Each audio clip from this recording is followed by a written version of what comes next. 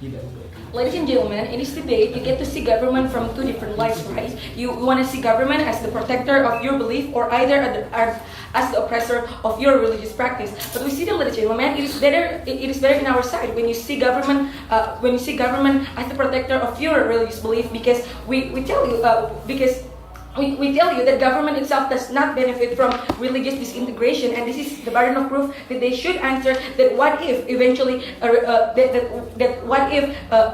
that in what way government can benefit from religious disintegration when they're trying to oppress the religious practice of people. We're going to discuss two things in this debate, right? Number one, in regards to government's interest, and second of all, in regards to utility. First thing, government interest. There are 2 points in there are 2 points in this debate, right? Number one, on the idea of consent itself. They say that you did not ask for government consent when you're practicing a particular religion. But we say that number one, it is wrong, because it is exactly the recognition of those beliefs that government permits. That's exactly why that belief is legitimate for you to self-internalize. But second of all, even if government does not recognize those beliefs, government government still have the obligation to protect you, not as a followers of belief, but rather as a follower of beliefs, but rather as its citizens. But moreover, we think that when it comes to government protecting you, even if you're under the umbrella of religious institution, we think that it is still better, because number one, government itself get to protect this religious building as a communal place to serve good values, right? For example, there is exactly for example, some people could not attain money, and there's exactly fundraising happen in their mosque because that's one of the utilization of mosque itself. Or for example, protect it from being destroyed. Protect the communal place from being destroyed because there's a land dispute, for example, and so on. Thus, we believe that this consent does actually occur, and it is exactly why government has the interest to regulate the construction of this building. But secondly, in regards to utility, because they keep saying, right, that government only authorizes plans that have utility use. First of all, we defend that yes, it requires you to have utility purpose in order for you to build something, especially when it comes to community service. But moreover, with the ladies and gentlemen, in their example, that a church, when church is destroyed because it does not have license, is their justification that government is oppressing several beliefs. But we tell you, number one, just because a church was destroyed, that suddenly government gives permissions to hundreds of thousands mosques being built, right? We argue to you, even if this is even if you have politicians within the government itself, we don't think that they will.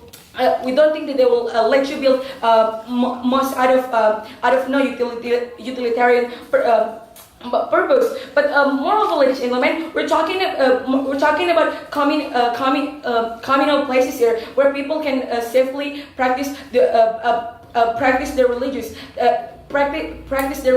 Thus, we think that when it comes to we think that this utility purpose is important for government to authorize.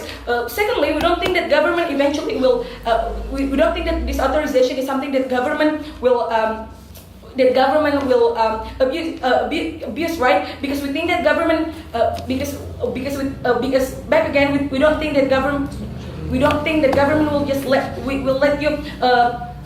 We'll let land being used out of no purpose, or they see that something is threatening in the construction of the places.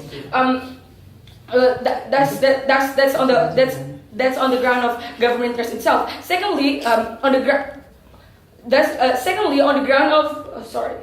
second point is in the integration of beliefs, where the integration of beliefs could happen better. We think that number one, it is in our side, because nowadays the justification in order for more religious houses to be built is that on the subjectivity of people itself. They say that the degree of holiness does determine whether people want to go to that place or not. But they never tell.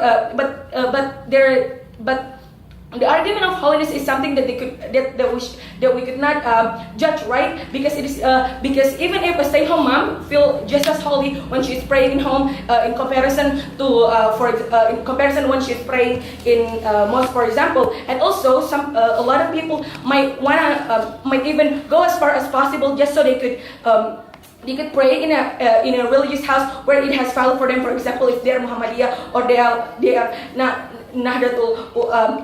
Nahdlatul Ulama. Thus, we think that this justification is something that adds no value to the debate and to the status quo. Secondly, when they're trying to tell you that. Secondly, when they're trying to tell you that the more you give, that this authorization gives more permission for mosques to being built.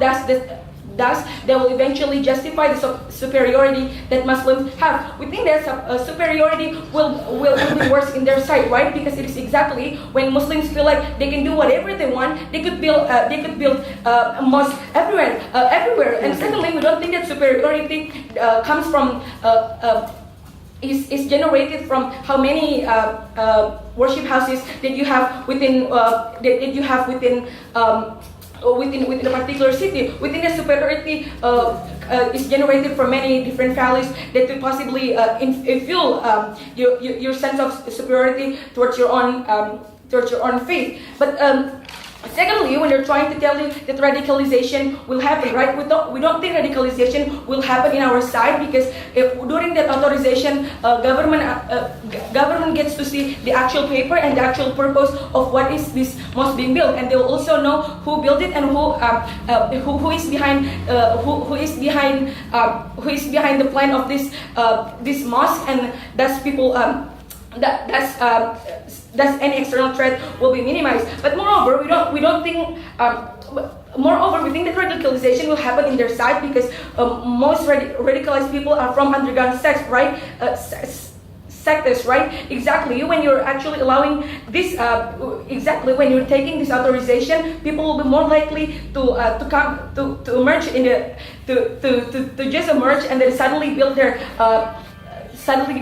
their religious house, which eventually legitimizes this radicalized value of them. But moreover, thirdly, we think that but thirdly, when they're trying to tell you that they're trying to tell you that eventually when you're building that place, police will eventually come to protect it, and that is a state power symbol. But we think that legitimacy is exactly the presence. We think that it is less likely for police to actually care about the safetyness of your worship houses if to begin with it is not authorized. For example, if your church is being bombed, then there is no use for police itself to actually protect it, because to begin with you're building it without the authorization of government. Thus, it makes it worse for your religious practice to be secured. That's on those grounds we think opposition wins the debate. Thank you.